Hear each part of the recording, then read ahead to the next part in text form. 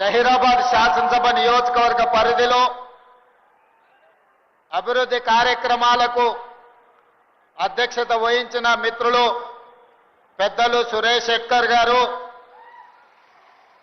స్థానిక జహీరాబాద్ శాసనసభ్యులు మాణిక్రావు గారు, ఈ కార్యక్రమంలో నాతో పాటు ముఖ్య అతిథులుగా పాల్గొన్న సహచర మంత్రివర్గ సభ్యులు సోదరుడు మహబూబ్ నగర్ జిల్లా ఇన్ఛార్జ్ మంత్రివర్యులు దామోదర్ రాజ నరసింహ గారు,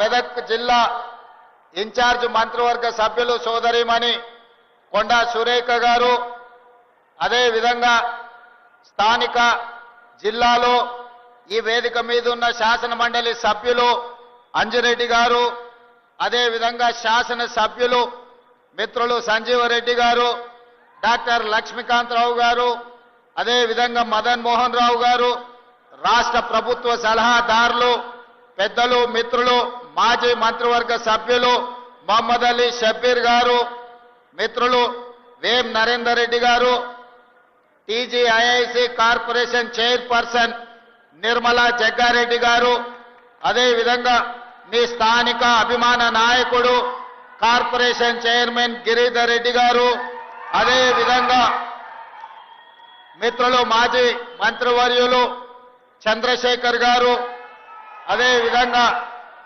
సోదరుడు మాజీ విప్ మాజీ శాసనసభ్యులు మిత్రుడు జగ్గారెడ్డి గారు, నీలం మధు గారు, వేదిక మీద ఉన్న పెద్దలందరూ, ఉన్నతాధికారులు, జిల్లా కలెక్టర్ గారు, అదేవిధంగా అభివృద్ధి కార్యక్రమంలో పాల్గొని ఆశీర్వదించడానికి విచ్చేసిన జహీరాబాదు నియోజకవర్గం నుంచి వేలాదిగా తరలి వచ్చిన మా ఆడబిడ్డలందరికీ కూడా మనస్ఫూర్తిగా ధన్యవాదాలు, కృతజ్ఞతలు.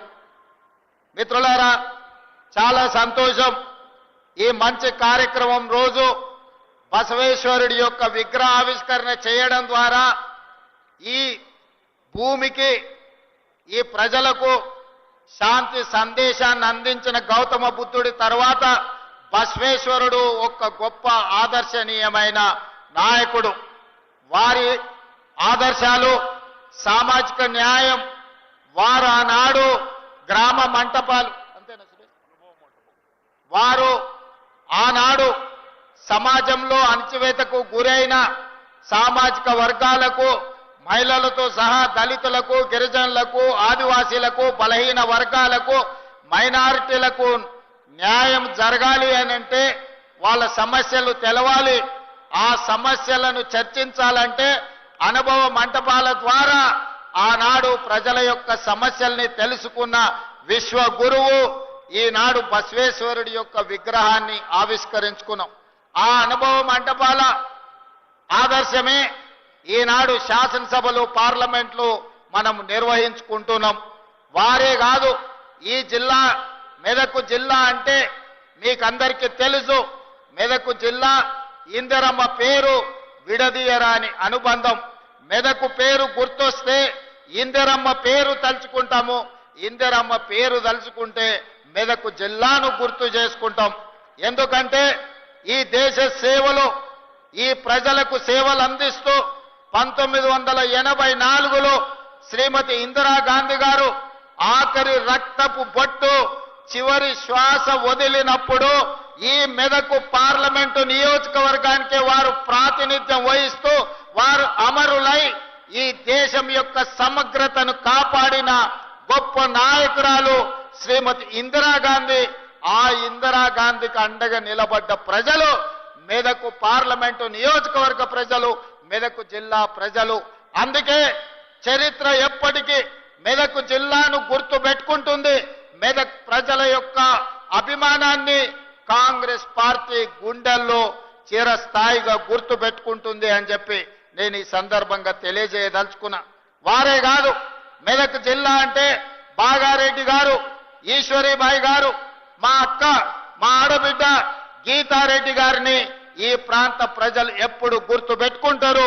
గీతారెడ్డి గారు ఈ ప్రాంతం ప్రాతినిధ్యం వహించినప్పుడు జహీరాబాద్ నిమ్స్ ను మంజూరు చేయించి ఈ ప్రాంతాన్ని పారిశ్రామిక వాడగా అభివృద్ధి చేయడం ద్వారా ఈ ప్రాంతం అభివృద్ధి జరుగుతుంది. తెలంగాణ యొక్క గేట్వే ఆఫ్ ఇండస్ట్రీస్ జైరాబాద్ కావాలి అని వారు ఆనాడు ఇక్కడ 12,600 ఎకరాలతోని ప్రపంచానికే ఒక పారిశ్రామిక వాడను ఆనాడు మంజూరు చేయడం జరిగింది. నేను రాజకీయాల జోలికి వెళ్ళదలుచుకోలేదు, రాజకీయ విమర్శలు చేయదలుచుకోలేదు. కానీ 2014 తర్వాత మెదకు ప్రాంతం యొక్క అభివృద్ధి కోసం ప్రారంభించిన నిమ్స్ అభివృద్ధి కుంటుబడింది.